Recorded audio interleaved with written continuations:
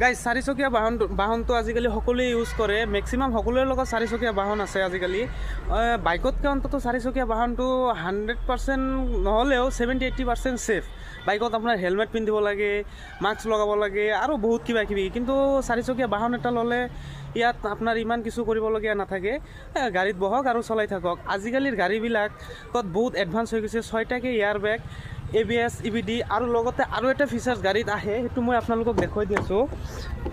এইটো চাব পাৰে, গাড়ীখনৰ ভিতৰত এইটো চাব পাৰে, এইটো হ'ল আপোনাৰ ট্ৰেকশ্যন কণ্ট্ৰল।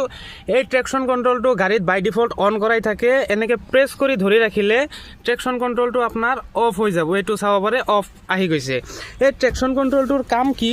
ট্ৰেকশ্যন কণ্ট্ৰলটোৰ কাম হ'ল বেছিকেলি গাড়ীটোৰ 4টা চকাত ষ্টেবিলিটি প্ৰভাইড কৰা।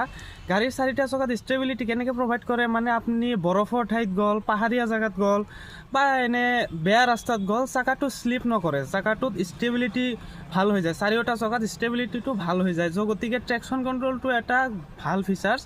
ভিডিঅ'টো ভাল লাগিলে লাইক এটা কৰি দিব, চেনেলত নতুন যদি ছাবস্ক্ৰাইব কৰি বেল নটিফিকেশ্যনটো অন কৰি ৰাখিব। লগ পাম এটা নতুন ভিডিঅ'ত। Till then Tata, good bye.